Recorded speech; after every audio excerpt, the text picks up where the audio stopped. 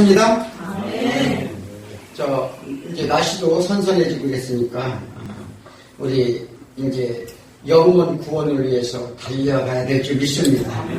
우리가 정말 이게 어떻게 계절은 변함없이가죠. 그래서 예수님이 그런 말씀하셨어요. 너희들은 때가 되면 무화과 나무 잎이 무성한 줄 알면서도 너희가 왜 때를 분별치 못하느냐 이렇게 말했습니다. 우리는 날마다 해마다 정말 그 사계절이 지나가는데 과연 나는 어떻게 지금 인생의 변한 삶을 살고 있는가? 나는 하나님과 관계가 지금 얼마만큼 회복되어 있는가? 이것을 잘 상기하며 사셔야 될 줄 믿습니다. 자, 오늘 그래서 오늘 그 말씀은 뭐냐면 내 영혼은 안전한가? 점검하는 시간이 되기를 원합니다. 자, 우리 신앙생활은 어떤 분은 3년, 5년, 10년, 20년, 30년 하신 분들이 있습니다. 그죠? 그런데 그렇게 신앙기간 동안 내가 예수님을 얼마나 알고 있는가? 아까 찬송가도 나오던데 예수님이 내 평생 소원 이것도 예수 알기를 원하네. 아멘. 과연 내 소원이 예수 알기로 소원을 두고 살고 있는가? 그래서 이 세상 가운데 신앙생활하면서 여전히 육의 일만을 위해 살고 있다면 죽은 육체라 이렇게 말합니다. 그리고 영이 일을 하는 자는 영생임을 우리는 알아야 될 줄 믿습니다. 그래서 우리가 영이 일을 할 것이요 세상보다 하나님을 더 경외하며 살아야 될 줄 믿습니다. 자, 우리 예수님은 12명의 제자를 부르셨죠. 제자를 부르시고 그 제자들을 양육하기 위해 3년 동안 동고동락을 했습니다. 자, 예수님의 사역과 예수님이 누구신지를 가르쳤어요. 그들에게. 예수님과 왜 왔으며 내가 어떤 일을 하고 너희가 어떤 상태인지 이런 것을 가르쳐주기 위해서 왔는데 그렇게 그걸 가르치기 위해서 예수님은 쉬지도 않고 힘을 기울였어요. 그래서 하나님의 나라는 하나님의 미랄이 떨어져서 썩어 죽음으로써 인하여 풍성히 열매를 얻게 하려고 또 그렇게 하나님 나라는 이루심을 보이고자 합니다. 그게 이제 그들을 12명을 이제 교육시키는 왜 예수님께서 12명만 두시고 그렇게 하셨을까? 이왕이면 많은 사람들을 불러서 그 제자를 삼아서 여기 열린 보내가지고 사실은 이 12명이 그렇게 3년 동안 예수를 쫓아다녔는데 예수를 제대로 알았을까요? 몰랐을까요? 몰랐어요. 이게 문제예요. 우리도 마찬가지예요. 교회를 다니면서 교회 나와서 예배를 드리면서 예수를 알고자 하지 않는다? 이건 심각한 문제라는 거죠. 그래서 그게 진리를 알지니 진리가 너희를 자유케 하려 했어. 어떻게? 그냥 아는 게 아니라 아주 알고 알기를 했으라는 거예요. 그래서 교회에서 이렇게 하나님의 말씀을 보고 또 그것을 가르치는 것을 듣고 그냥 깨닫고 이렇게 해야 될 줄 믿습니다. 예수님께서는 날 때부터 소경과 귀신 들린 자들을 치유를 하셨죠. 그 치유 목적이 뭐라고 그랬죠? 흑암의 눈이 먼 자를 뜨게 하신다는 얘기예요. 그게 예표로 보이는 거잖아요. 또 악한 귀신 자들을 위해 예수 이름으로 몰아내셨어요. 이는 뭐냐면 예수 이름으로 몰아낸다는 건 뭐예요? 이것은 죄인들이 모두 이런 죄인의 증상임을 설명하면서 예수님이 십자가를 지고 죽으심으로 인생의 모든 질것을 해결될 것이라는 것을 예시하는 것입니다.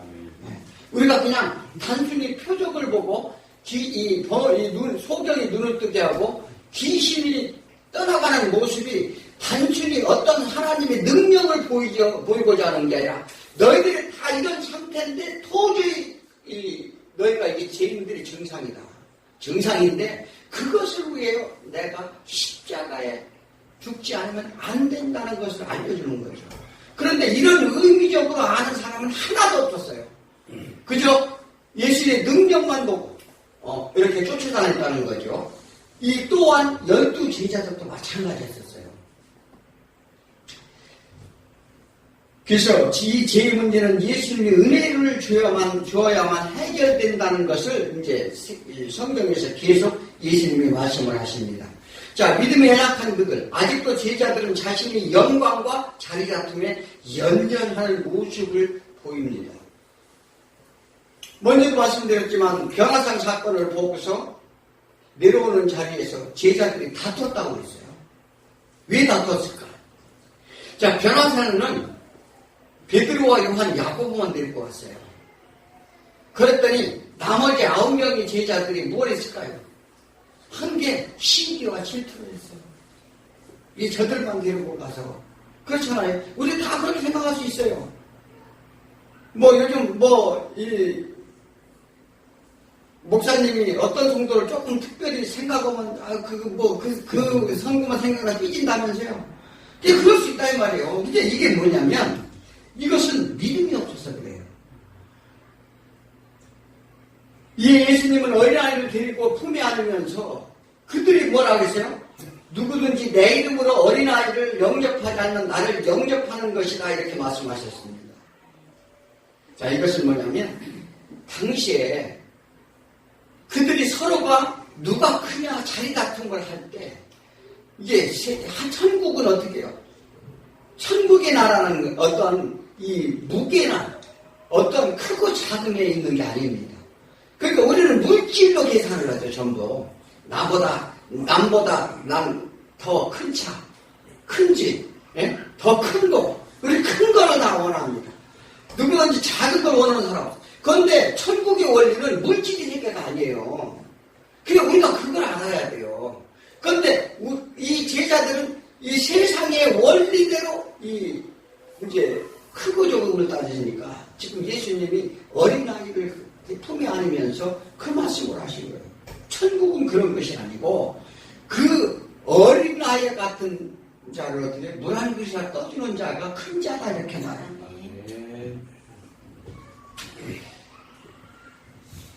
이 당시 어린아이들은 유대인들이 법적 원리예요. 어린아이들은 어떻게 했어요? 사람의 숫자도 안 들어갔어요. 어린아이와 이 과부나 이제 여자들은 왜 그러냐면, 그래서 이 율법의 제사장직에 오를 수 있는 나이도 어떻게 몇 살이냐면 30세예요. 그 밑으로는요 일을 할 수가 없어요. 그래서 그렇게 사실은 푸대접을 받았습니다. 이 무시했던, 특히 어린아이들은 무시했던 그런 당대의 시기였으므로 세상에서 고난받고 힘이 없는 자를 섬기라는 표시이기도 합니다. 이는 영적으로 곤고한 자, 어린 영혼을 위해 살아야 될 것을 예수님은 말씀하시는 줄 믿으시기 바랍니다. 자, 종의 길은 뭐예요? 종의 길은 가난한 사람이나 평범한 사람이나 모두 섬기는 것이 이게 종의 길이에요. 이게 종이라는 것은 우리가 하나님의 종이잖아요. 예, 하나님의 종된 자가 자기가 자기가 주장할 수 없어요. 그런데 여전히 우리는 어떻게 해요? 내가 주장하고 내가 결정하려 한다는 것입니다. 그래서 우리가 종이 할 일은 뭐냐면 지극히 작은 자를 섬기는 것이다. 누가 예수님이 뭐로 오셨다고 그랬어요? 종으로 오셨다고 했잖아요. 예수님도 예수님이 누구 종이에요? 하나님의 종이죠. 하나님의 종으로 오셔서 하나님의 말씀하신 그 의도대로 예수님은요 정말 그런 중간중간에 그런 말씀도 많이 하셨어요. 내가 눈으로 보고 내가 하는 대로 내가 너희들을 정죄할 것 같으면 너희들은 내가 볼 때 하나도 살짝 없다. 그러나 나는 내 뜻을 행하려 온 것이 아니라 아버지가 하신 일을 나를 이루려 하시냐. 그래서 예수님은 전혀 자기 주장을 안 했어요. 그런데 예수님도 그렇게 안 했는데 우리를 예수를 믿고 따르는 우리 제자들은 또 우리들은 어때요? 여전히 예수님을 닮아가지 못하고 내 주장을 한다는 거죠. 자, 오늘 그런 말씀의 맥락을 가지고 우리가 어떻게 왜 예수님이 우리를 부르셨는지 12제자를 왜 부르셨고 그들이 무엇 때문에 훈육을 하고 양육을 했는지에 대해서 예수님의 모든 사역과 우리에게 주신 맡기신 소명이 뭔지를 깨닫는 시간이 되기를 원합니다. 자, 예수님은 전반 이제 어디서 사역을 했어요? 갈릴리에서 했어요. 주로 갈릴리에 있어요. 갈릴리는 왜 갈릴리에서 하셨는가? 그거는 구약의 선지자가 갈릴리여 그것의 영광이 빛이 올 것이라는 예언을 했어요. 그래서 갈릴리 지역은 원래 지역이 변박이 있어서 가장 침탈을 많이 받았던 곳이에요.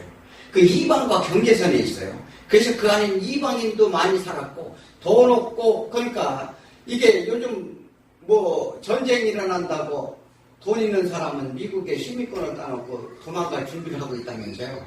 예, 마찬가지로 지금 우리 전쟁에 서로 국경지대에 있는 사람들은 그 예전에 우리 고대 시대 때도 그랬어요. 예전에 우리 이 삼국 시대, 조선 시대 이럴 때도 어떻게 해요? 말갈족과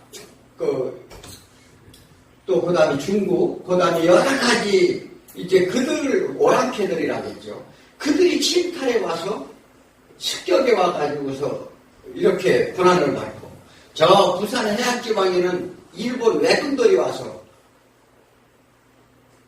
이 도둑질 해가고 이런 일을 겪었습니다. 그래서 그런 갈릴리가 그런 지역이에요. 그런 지역인데 그곳에 정말 힘든 이 백성들이 많이 살아서 이 예수님이 주로 거기서 사역을 했습니다. 자, 그런데 때가 이르렀어요. 어떤 때가 이르느냐? 이제 십자가를 지기 위해서 예루살렘으로 올라갈 때가 됐어요. 반드시 예루살렘에 가셔야만 했습니다. 그래서 이제 그 때가 오고 있기 때문에 변화산에서 예수님이 별세하실 것을 엘리야와 모세와 예수님이 그 말씀을 논의하고 있었다고 얘기했어요. 변화산의 사건이. 그래서 십자가의 순환과 3일 만의 부활을 두 번째로 이제 예고를 합니다. 제자들한테. 그러나 제자들은 이러한 예수님의 뜻을 헤아리지 못하고 이제 예루살렘에 가면 이제 희망이 부풀어 있었어요. 무슨 희망이 부풀어 있었나요? 예수님이 이제 드디어 예루살렘에 들어가시는구나. 그러면 어떤 희망이 부풀어 있는가 하면은 이제 왕권을 이제 예수님이 이제 획득할 것이다. 너희들은 다 죽었다는 거예요. 너희들 까부던 우리가 그동안 3년 동안 고생하면서 예수님을 이렇게 쫓아다녔는데 그러면 예수님이 왕이 되면 그들을 다 못된 놈들을 다 물리치고 왕이 되면 이제는 이제 어깨 딱 펴고 힘주고 살 수가 있잖아요. 그래서 이제 그런 기회가 아닌가 기대하면서 그때 누가 더 좋은 자리가 앉을까 요걸 논의했어요. 제자들이. 참 기가 막히잖아요. 이것은 지극히 세상적인 관점입니다. 예수님이 지금도 마찬가지예요. 예수를 믿으면서 어떻게 하면 이 세상에서 좋은 풍요로움을 가지고 살 수 있을까 이렇게 예수를 믿는 사람이 많아요. 그럼 어떤 이 제자들은 같은 마음이에요? 안 같은 마음이에요? 똑같은 마음이죠. 자, 그러니까 예수님은 왜 오셨어요? 우리가 이 세상에 단순한 잠깐에 사는 나그네 인생에서 삶의 풍요를 주려고 예수님이 오셨을까요? 그거 아니잖아요. 그런데 여전히 우리는 그걸 기대하는 거죠. 이 제자들과 같은 부류의 신앙인들이 너무나도 많다는 사실입니다. 우리는 영원한 왕권을 위해 소명을 받았다는 사실을 아시기 바랍니다. 자, 이때 예수님은 그들을 불러 겸손과 섬김에 되어야 되는 진리를 말씀하십니다. 그리고 본문에서 관용과 실조, 화목에 대한 교훈을 하고 있는 내용이 오늘 본문 내용입니다. 그래서 12제자라는 공동체가 뭐예요? 지금이 교회 공동체죠. 또 각기 자신의 영혼에 대한 말씀을 지금 하는 거예요. 너희 지금 각기 자신의 영혼을 지금 살피라는 거예요. 그래서 오늘은 첫 번째는 예수를 믿는 자는 관용의 덕이 있어야 될 줄 믿습니다. 자, 왜 관용의 덕이 없는가?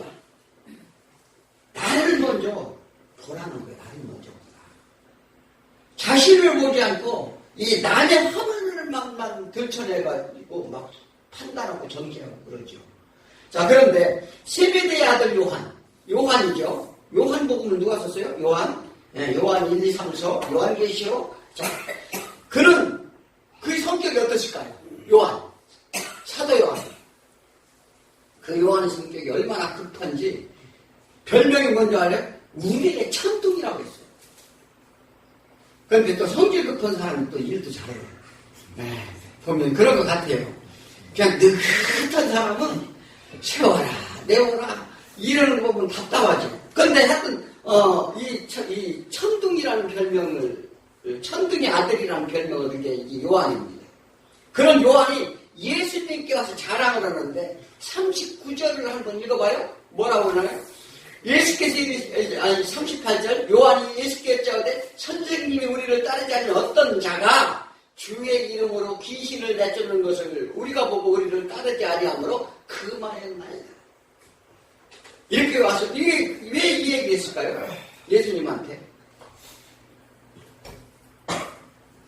예수의 이름으로 귀신을 내쫓는 어떤 자를 보고 그것을 하지 못하도록 했다는 거예요. 그리고 와서 예수님께 이게 자랑하는 거예요. 그래서 예수님이 잘했다 칭찬해 줄 줄 알았죠. 그러면서 막 벌레부터 끼어서 씩씩하게 말합니다. 저 어떤 자가요 감히 예수 이름으로 귀신을 쫓아냅니다. 그들은 그렇게 하면 안 되지 못하겠습니다. 이렇게 하는 거죠. 그러나 예수님이 대답은 어떻게 하셨나요? 39절에 예수님이 대답하시잖아요. 예수께서 이르시되 금하지 말라. 내 이름을 의탁하여 능한 일을 행하고 즉시로 나를 수입할 자가 없느니라. 금하지 말라는 거예요. 자, 그리고 누구든지 반대하지 않는 자는 나를 위한 자라 이렇게 말합니다. 그러므로 그들은 무엇은 지금 예수님이 뭐라고 하느냐면 내가 너희들만 부른 것이 아니고 내가 또 부르는 자들이 많다는 얘기라는 거예요. 그들은 한 형제라 이렇게 말합니다. 그래서 이것은 정통주의 관리, 이 분파주의에 대한 예수님이 질책이에요. 왜냐하면 우리가 막 어떻게 정통이다, 이건 비정통이다, 막 이렇게 얘기를 합니다. 그럼 왜 그렇습니까? 그러니까 이스라엘 민족이 선민이라고 자랑했던 것처럼 이 제자들도 어떻게 해요? 우리가 예수님과 자기가 자기네들 정통이라는 거죠. 누구든지 예수 이름으로 위탁하는 자는 능한 일을 행할 것이라 예수님은 그런데 말씀을 하십니다. 사실 제자들도 자존심이 상했을 거예요. 왜 상했을까요? 자, 그들이요 변화산에서 내려왔을 때 귀신을 못 쫓아냈어요. 그런데 자기네들도 쫓아나지 못하는 것을 다른 사람이 하고 있단 말이에요. 참 이게 의아하지 않아요? 기분이 상했다는 거죠. 자, 교회 안에서 그런 일이 없을까요? 세상에서 교회를 먼저 왔다고, 또 신앙생활을 오래 했다고, 직분이 높다고, 또 이렇게 정지하고 시기하기도 합니다. 또 어떤 사람이 조금 예언을 한다, 치유의 은사가 있다, 이렇게 하면은요, 사람은 항상 세 가지 부류가 나와요. 그것을 쫓는 사람이 있고, 관망하는 사람이 있고, 비방하는 사람이 있어요. 늘 마찬가지예요. 우리 그래서 인간 삼위일체 하나님이 계신 것처럼 우리가요, 우리 사람도 어떤 상황이나 어떤 문제나 있을 때 꼭 우리 또 성도들도 마찬가지예요. 방청객이 있고, 관람객이 있고, 청취객이 있어요. 그래서 우리는 누가 돼야 되겠어요? 하나님 말씀을 잘 청취하는 우리가 돼야 될 줄 믿습니다. 네. 와서 그냥 구경만 하고 관망하고 그리고 딱 뒤에 앉아서 어떤 분은요 딱 이렇게 있으면서 제대로 하나 이렇게 쳐다보는 사람도 있어요. 참 별의별 사람이 다 있어요. 자, 우리는 주님 앞에서 주님의 말씀을 선포할 때 이것은 하나님의 말씀이다 하고 성령의 음성으로 들어야 될 줄 믿습니다. 자, 교회의 기득권, 우월감, 권위의식, 제자들은 자신들의 보상심리를 가지고 있었다는 거예요. 아니, 우리가 3년 동안 쫓아다녔는데, 쫓아다니지도 않은 저들이 자기네들이 무슨 예수 제자라고, 예수 이름을 불러가면서, 감히 예수 이름을 불러가면서 그런 일을 행하느냐. 그들은 단순히 이렇게 봤어요. 이것은 독선주의고 배타주의라고 합니다. 예수 그리스도 영광을 위한, 그래서 신앙인을 우리가 돼야 되는데, 신앙인은 어떻게 해야 하나님을 기뻐하실까? 우리가요, 여기에 초점을 맞춰야 돼요. 네, 우리가 이게 신앙은 다툼이 있어요. 신앙에 다툼이 있는데 각자의 열심이 있어요. 각자의 열심이. 근데 각자의 열심이 너무 또 과하면 어떻게 해요? 또 부딪혀. 이게 부딪히면 어떻게 하면 내가 옳다 또 주장을 하게 되는 거예요. 그래서 하나님은 이것을 많이 경계하셨어요. 왜냐하면 우리가 나만의 어떤 독선주의 또 그리고 남이 하는 것을 배격하고 이렇게 하는 우리가 경향이 누구든지 내 마음속에 있을 수 있어요. 그래서 무엇보다도 저 사람도 하나님을 저희들 통해서 기쁘게 하는구나. 네, 그래서 그것을요 잘 이해하고 서로가 협력해서 도움하는 거예요. 네, 우리는 다 그렇게 할 줄 믿습니다. 자, 이 예수님의 말씀은 이제 41절에 뭐라고 하시냐면 누구든지 너희가 그리스도에 속한 자라 하여 물 한 그릇이라도 주면 내가 진실로 너희에게 이르노니 그가 결코 상일지. 저 사람도 하나님에 속한 백성이니까 어떻게 해요? 그가 하나님이 하는 것을 어떻게 하라고요? 도와주라는 거예요. 도와주라.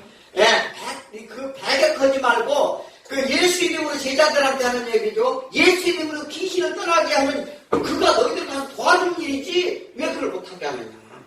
이 얘기를 합니다. 그래서 그런 자에게 뭐가 있다고요? 상이 있을 것이다 이렇게 말해요. 이것은 이 시브리인들이 법적 해석 원리를 제공하는 거예요. 우리하고 관념이 달라요. 이것은 뭐냐면 아담 한 사람의 죄로 인해 모든 너 육체로 난 자가 죄가 되었다 하는 것은 이게 제2의 대속의 원리를 제공하잖아요.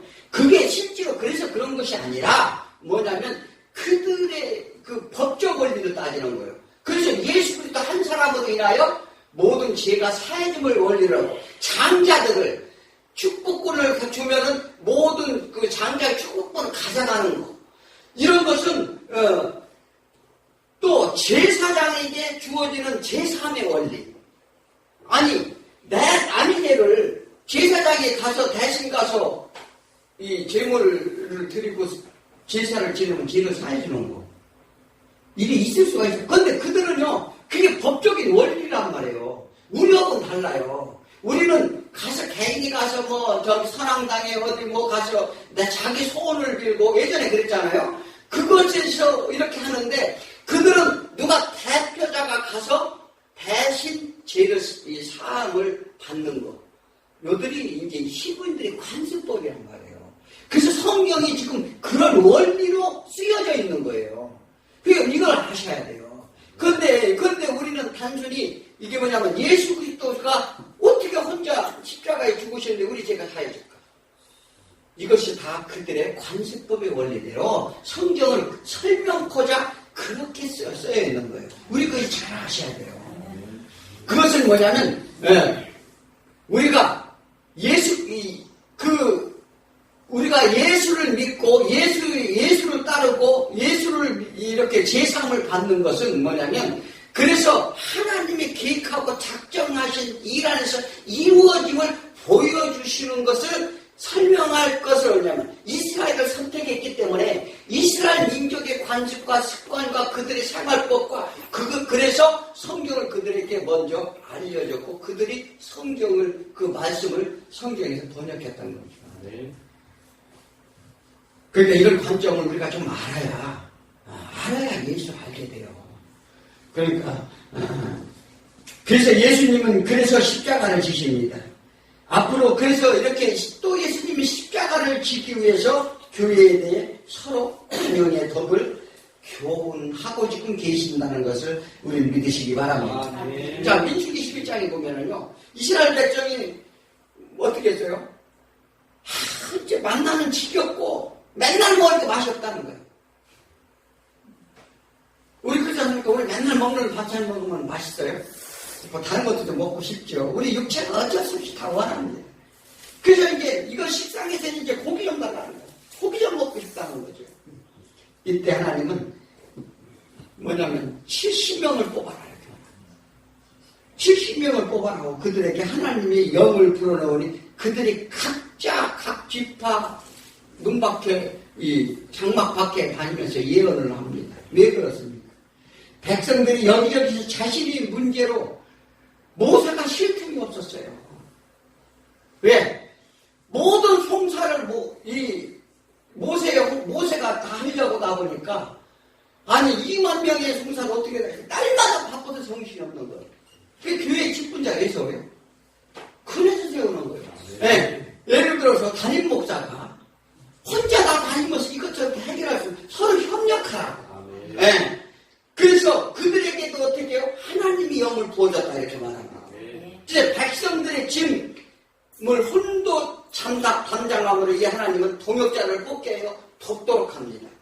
자, 이와 같이 교회의 직분자들을 두는 것은 이와 같은 원리라고 말씀드리는데, 그런데 하나님을 불평하는 백성들에게 이제 내가 고기를 주겠다. 그러니까 모세가 그랬어요.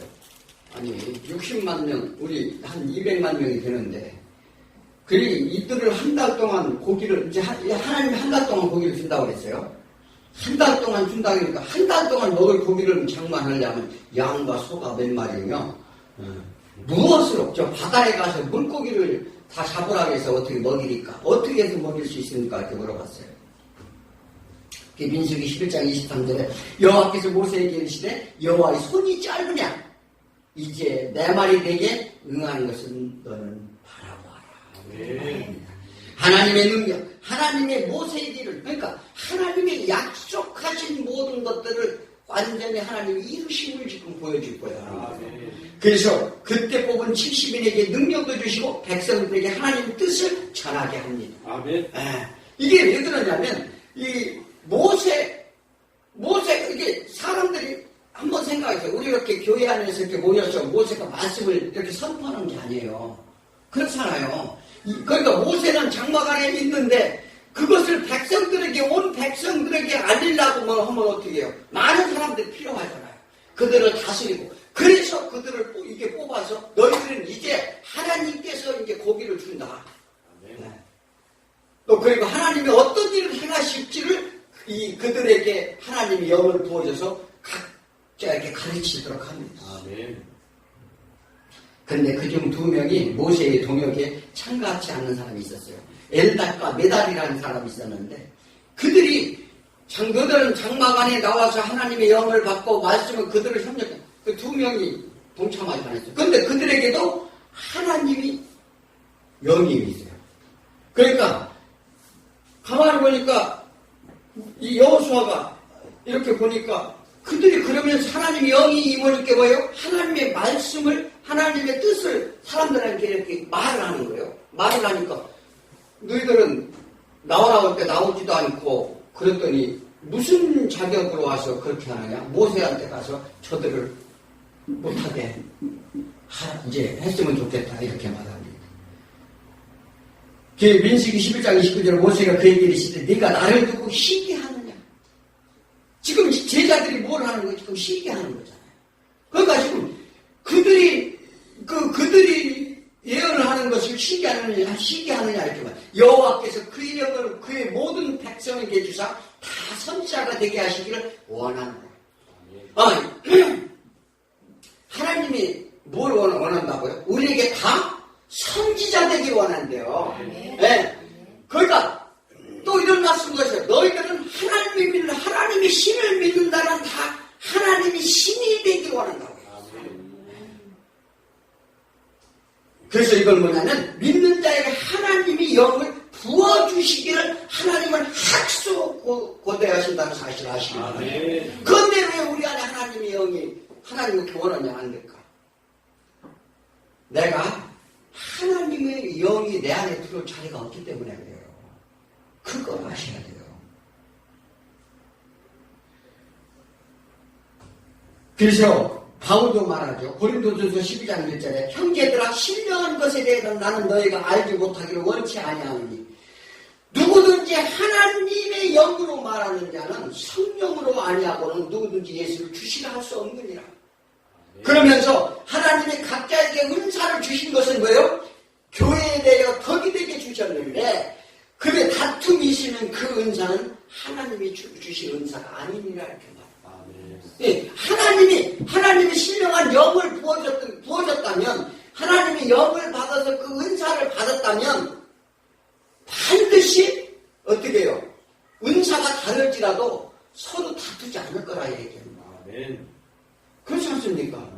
하나님도 한 분이고 예수님, 성령님도 한 분이신데 아니 그런데 한 영으로 받았다는 것은 한 뜻이잖아요. 한 마음이잖아요. 하나잖아요. 그러니까 우리가 발과 발이 따로 놓을 수 없듯이 예수 몸의 지체 안에 있는 자들은 왜냐하면 예수의 말씀과 명령을 다 따르게 되어 있는데 엉뚱한 짓을 하는 거예요.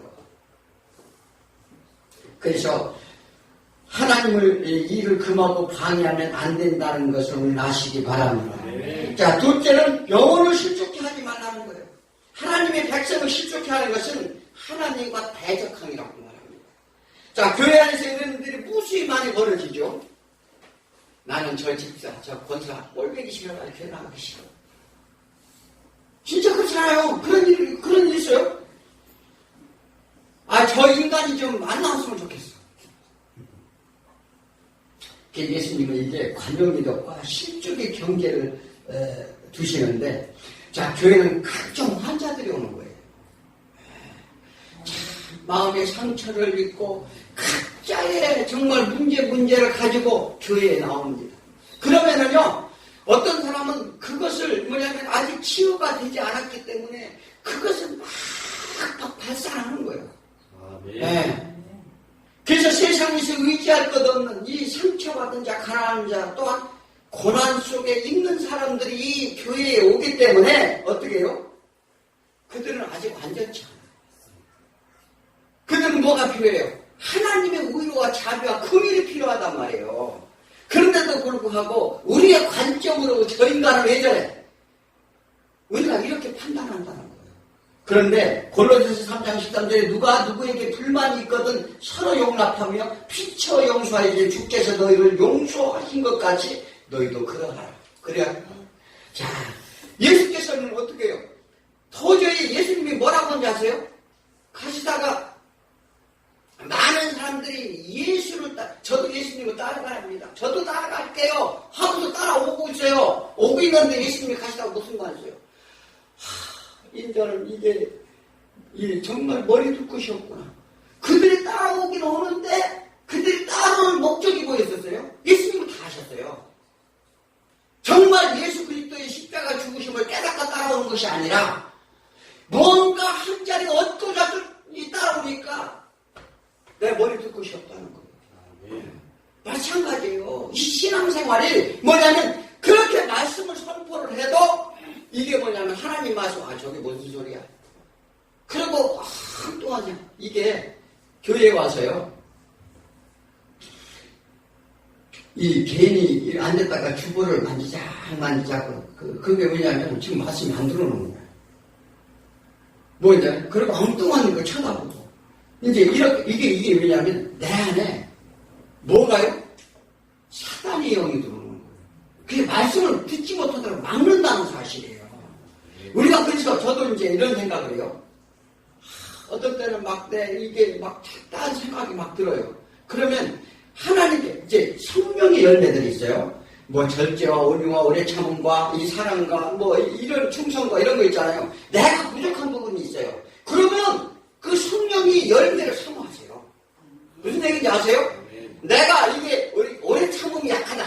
그러면 저 하나님 오래 참음의 영을 부어주옵소서. 사모하고 기도하면은요 하나님 주실까 안 주실까? 주셔요. 그게 신앙의 원리예요. 그러니까 내가 사마시기잖아요. 그게 우리가 너희가 이렇게 하면 그런 열매가 맺는 것이 아니라 하나님이 주시고자 하는 그 열매들인데 그것을 사모하는 자에게 구하는 자에게 주지 아니하시겠느냐. 그래서 우리가 각자 연약한 부분 다 있어요. 그거를 사모하시기 바랍니다. 그래서 서로 다투고 시기하면 평강이 없기 때문에 그렇다는 거예요. 왜냐하면 내가 어떤 사람을 정죄하잖아. 어떤 사람을요, 뭐 예를 들어서 저 집사 저거 뭐 다투고 싸우잖아. 그러면 그게 그 사람만 문제가 아니라 내 영혼도 평안이 없을 것이다 얘기하는 거예요. 이제 우리는 평강을 주시려 하기 때문에 지금 그러지 말라고 말합니다. 예. 그래서 평안을 내는 줄 사람이 줄로 내라고 말씀하시는 거죠. 우리 모두 죄인임을 기억하시기 바랍니다. 그래서 다 우리가 종인데 첫째 뭐냐면 남을 실족해 한다는 것은 뭐예요? 실족시킨다는 것은 남의 길 앞에 방해물이나 덫을 놓는 것을 말합니다. 이거 누가 하는 거예요? 사단이 하는 거잖아요. 넘어뜨리거나 빠뜨리게 하는 것인데 이것은 사단의 방법이라는 거예요. 네. 그래서 마태복음 13장 41절에 인자가 천사들을 보내니니 그들은 그 나라에서 모두 넘어지게 하는 것과 또 불법을 행하는 자들을 거두어내어 풍력불에 던져 놓으니 거기서 울며 이를 갈리라 이렇게 말합니다. 형제의 영혼을 실족해 하면 어떻게 된다고요? 오늘 이제 42절에 딱 나오죠. 42절 한번 같이 읽어볼까요?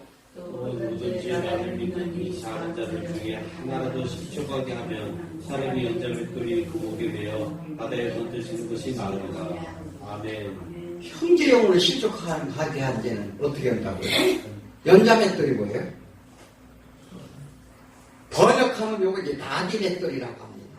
자, 이스라엘 민족은요, 어떻게 되냐면 이제 농사 추수를 하잖아요. 하면은, 지금은 이제 방앗간이죠. 우리 방앗간 같처럼 큰 공간에다가, 동네 그걸 갖다 놓고, 나귀가 큰 맷돌을 놓고서 나귀가 이렇게 계속 돌도록 했어요. 그거 누가 했죠? 삼손이 했죠, 삼손이 눈이 다 봉사가 돼가지고 그걸 밀고 있었잖아요. 그런데 그 맷돌에 들어가는 그 입이 사람은 머리가 들어갈 만한 구멍이 그렇게 큰 거예요. 그 이제 맷돌이 크기 때문에 거기에다가 줄로 다 매달아서 바다에다 던져버리겠대요. 어떻습니까? 그래도 우리가 형제들한테 그렇게 싸우고 다툴 거예요? 요즘은 하나님의 말씀이에요. 자, 이게 그래서 나귀로 돌리는 큰 맷돌, 그 맷돌을 줄로 먹고 바다에 던져. 당시 이게 수리아나 로마에 행했던 그 형벌이에요. 그들은 아주 흉한 것만 이렇게 했어요. 그런데 바다에 던져버렸어요. 이것이 실족죄라고 합니다. 이 중죄라는 거예요. 그래서 자기 영혼, 그래서 이게 두 번째는 자기 영혼을 똑같이 실족해 된다는 거예요. 그게. 자, 그러니까 우리가 제일 먼저 신경 써야 될 부분이 뭐예요? 교회에서 다툼을 벌인다든가, 막 그걸 정죄시켜서 그가 그 영혼을 교회를 떠나가게 하고, 또 그 영혼이 하나님을 떠나가게 하고, 난 저 인간 때문에 교회 믿기 싫어. 그럼 어떻게 되겠어요? 그게 이게 중죄라는 거죠. 그러니까 이것은 하나님의 사역의 방해죄고요. 이게 죄의 시작은 뭐예요? 우리 죄는 어디서 와요? 예수님은 그래서 손이나 발이나 범죄하면 찌꺼내버리라 이렇게 말하는 거예요. 이게 눈이 범죄하면 떼어버리라. 자, 아마 이렇게 하면 이렇게 만약 이거 실질적으로 이렇게 뭐 팔다리 자르고 눈을 빼면은 아마 지금 너무 남아있는 사람 하나도 없을 거예요. 자, 이 얘기는 뭐냐면 죄악된, 부패된 우리 마음에서부터 시작이 됩니다. 죄라는 것은. 그래서 시작은 여기서 시작되는 것이었는데, 그래서 우리가 그 마음을 첫째 눈으로 보는 거예요. 첫째 눈으로 보고, 그곳을 이제 죄를 위해서 발걸음을 갑니다. 그리고 범죄는 뭐가요? 손이 하는 거예요. 네.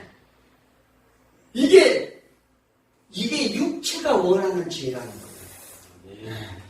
그래서 이는 죄의 유혹이나 범죄에 대해 단호히 대처하라는 것을 이렇게 말씀하시기 위해서 그렇습니다. 지체가 없는 불구의 몸으로 영생을 얻는 것이 성한 몸으로 지옥불에 들어가는 것보다 낫다는 것으로, 영생은 육체의 백체와 바꿀 수 없다는 거예요. 우리가 영생은 육체의 백체, 우리 육체는요 금방 다 소멸돼서 죽는다는 거예요. 그렇잖아요? 그런데 영생과는 바꾸지 말라는 거죠. 네. 그러면 육신이 고통이 있더라도 반드시 죄와 멀리하라. 그러니까 팔을 잘라내는 고통을 감수하고라도 그 죄로부터 멀리하라는 거죠. 죄라는 것은요, 우리가 그래서 뭐냐면 저도 때마다 죄악과 싸웁니다. 왜? 육신을 자꾸 그것을 강요하고 이렇게 하려고 그래요. 그것을 뭐냐면 그 고통 가운데 우리가 모두가 잘라내는 그러한 우리가 결단이 있어야 될 줄 믿습니다. 아멘. 그래서 우리는 뭐냐면 굳은 각오로 죄를 고백하고 회개하라 이렇게 말합니다. 그리고 뭐를 얘기하죠? 예수의 이름으로 하라는 거예요. 네, 내 결단을 하지 말고 예수 이름으로, 예수를 믿고 의지함으로 하나님께 구하면 반드시 어떻게, 그게 이제 성령 열매를 구하는 원리와 똑같아요. 내가 안 되면 절제, 절제 영을 주옵소서. 이렇게 구하시라는 거죠. 네. 내 안에 작은 차단을 물리칠 수 있는 것은 오직 그 길밖에 없음을 믿으시기 바랍니다. 자, 골로새 3장 5절에 땅에 있는 지체를 죽이라. 곧 음란과 부정과 사욕과 악한 정욕과 탐심이니 탐심은 우상 숭배니라. 우리는 이게 본성이에요. 우리 본성에서 벗어나야 될 줄 믿습니다. 자, 그리고 그러기 위해서는 바울이 또 권면하죠. 갈라디아서 5장 16절에 너희는 성령을 따라 행하라. 그래야는 육체의 욕심을 이루지 아니하리라. 예, 성령을 따라해야 육체의 욕심을 이루지 아니한대요. 성령은 육체를 거스르고 육체는 성령을 거스리나니 그들은 뭐요? 니들이 너희가 원하는 것을 그들이 하지 못하게 한다 이렇게 말해요. 성령님은 우리 육체가 원하는 일을 막으신다는 걸 믿으시기 바랍니다. 그래서 우리 구할 것은 뭘 구한다고? 성령을 구하라. 그래야 이긴다는 것입니다. 이게 신앙이 참, 왜냐하면 자꾸 내 의를 하면 안 돼요. 그러니까 우리가 나와서 기도할 거면 성령님의 그 하나님의 그 열매를 구하라 이 말이에요. 막 그 날마다 안 되면 막 무릎 꿇고 기도하고 그거 하는 거예요. 괜히 엉뚱한 거 달라 뭐 이거 해라 이렇게 하지 말고 어떻게 해요? 내가 이렇게 안 되는 것을 하나님께 구하면 하나님께서 반드시 너에게 주시겠다. 그것을 반드시 주실 줄 믿습니다. 자, 우리는 연약하게 할 수 없는 것을 성령님이 주장하면 된다는 사실을 믿으시기 바랍니다. 자, 그렇지 않으면 우리 지옥에 불에 던져진다고 하는데 47절, 48절에 그렇게 하면 어떻게 지옥불에 던져진대요. 불도 안 꺼지고 구더기도 죽지 않는데 참 희한하잖아요. 아니 불 속에 들어가는데 구더기가 죽질 않는다. 이게 무슨 얘기예요? 자, 계시록 14장에서는 불과 유황으로 밤낮 힘을 얻지 못하게 밤이고 낮이고 너희가 안식을 못 가지고 이게 고통을 받는다는 얘기를 하는데 지옥은 원래 개나라고 합니다.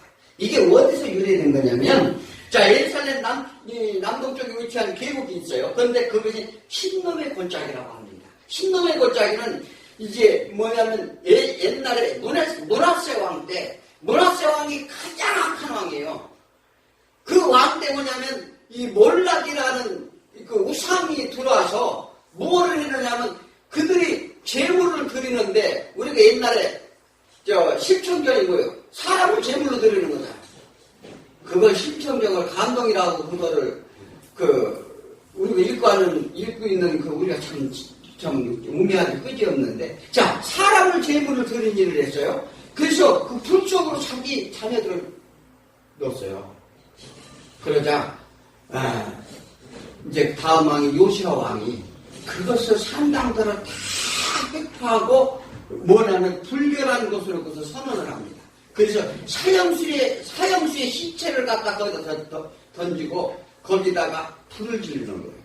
그래서 온갖 쓰레기들 이런 걸 다 갖다 그래서 날마다 밤낮으로 불 꺼지지 않은 것을 이것을 지옥이라고 해요. 이게 지옥이 유래된 거예요. 그래서 지옥이 모형으로 되었던 것입니다. 자, 그것의 영으로 불을 실족한 자가 들어갈 것이라는 거죠. 그래서 49절에 그렇게 말하죠. 사람마다 불로서 소금치듯 함을 받으리라. 거기다 대고 그 구덩이가 득실득실한데 소금을 갖다 집어넣으면 어떻게 했어요? 우리가 어디가 아프면 소금 갖다 넣으면 어떻게 해요? 자, 이게 그만큼 고통이 더 있다는 것이다. 이것이 지옥의 광경이죠. 그럼에도 우리는 교회 안에 그런 심각성을 모릅니다. 이것이 지금도 비일비재하게 일어나는데 교회에서 다투고 법정 싸움하고 서로 펴갈려 싸워. 그들 어떻게 된다고 지금? 연자맷돌에면서 바다에 던지고 지옥불에 던진다고 얘기잖아요.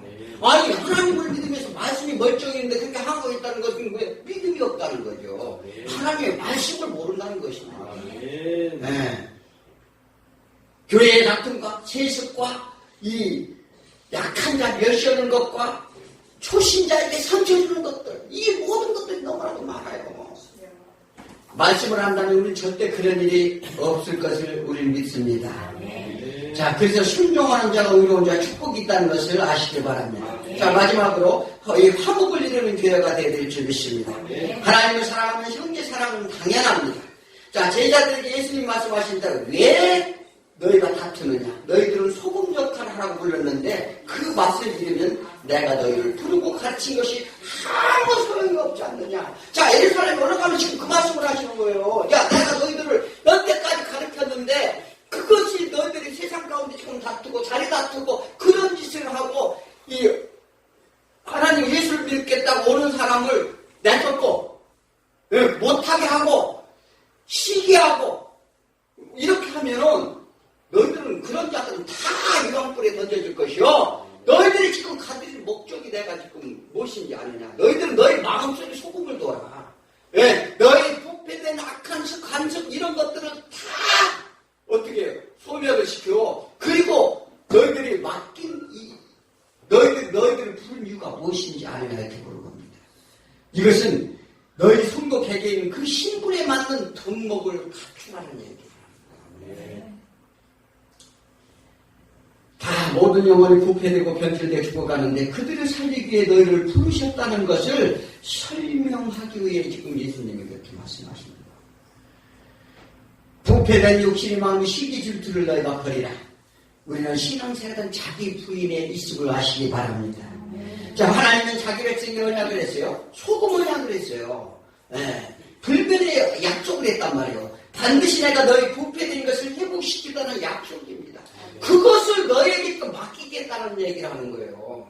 지금 내가 너희들 부른 목적은 이 세상에 부패된 것을 내가 반드시 너희들을 어떻게 해요? 건져내겠다는 그 약속을 너희들에게 그 임무를 맡기기 위해서 너희들을 불렀는데 너희들은 겨우 하는 짓이 뭘 해? 교회에 나와서 서로 다투고 그런 일을 하고 있으니 그래 안 된다고 이렇게 말합니다. 서로 자신의 자리를 위해 다투는 걸 보시고 마음이 아프셨다는 것입니다. 그래서 비기하는 마음으로 제자들을 향해 하신 말씀을 우리는 반드시 귀를 기울여야 될 줄 믿습니다. 그러면서 예수님은 내가 언제까지 여기 있으랴? 이 믿음이 작은 자들아. 소금이 맛을 잃으면 거룩성을 잃으면 뭐야? 이 제약에 너희가 빠질 것이다. 이는 다시 회개의 은혜를 입지 못한다고 이렇게 말씀하십니다. 자, 그렇습니다. 제자들을 부르시고 훈련시킨 이유는 제자들을 믿는 신앙인들이 다 소금이 되라는 것입니다. 소금이 영혼의 부패들을 막는 것은 소금은 생명력입니다. 살소망과 생명의 맛을 내라는 거예요. 그러므로 이 세상은 정말 시기와 질투와 욕망을 삭막한 세상입니다.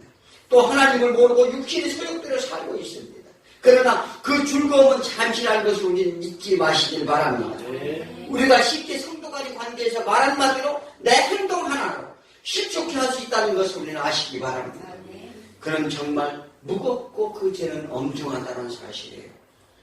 왜 그렇게 무겁게 하시는가? 집안에서 형제간의 다툼으로 온 집안의 분위기가 다 썰렁해지는 것처럼 그 한 사람의 그 일로 인해서 교회가 썰렁해져요. 이게 문제가 심각해진다니까요. 그래서 하나님을 무시하는 행위라고 이렇게 말합니다. 하나님의 백성을 다 귀히 여기신다 말합니다. 그러므로 그를 실족케 하면 예수님의 사역을 방해하는 하나님의 방해죄에 걸린다는 사실입니다. 하나님 나라가 강자가 지배하는 세상과는 다릅니다. 그러므로 교회를 통해 하나님 나라를 모형으로 보이시려고 하는 거예요. 그러므로 겸손과 섬김과 나눔, 이 질서가 천국이요 교회라는 것입니다. 잘 듣고 행하시면 세상에서 힘들어서 왔는데 교회에 와서도 저 인간들 때문에 다니기 싫어 이러면은 그거 안 되잖아요. 이렇게 한심스러운 교회들이 어디 있어요. 그래서 이것이 영생의 천국이 그렇지 않고 이 말씀을 무시하면 영원히 지옥길이라는 사실을 아시기 바랍니다. 그러면 우리들은 각기 자신의 영혼을 보존하기 위해요. 남을 힘좋게 한 자도 힘쓰라는 거예요. 그리고 내 영혼을 내 육신의 택체를 다 자르는 고통을 겪는다 해도 찬란해 버려야 될 줄 믿습니다. 자, 바울이 마지막으로 말합니다.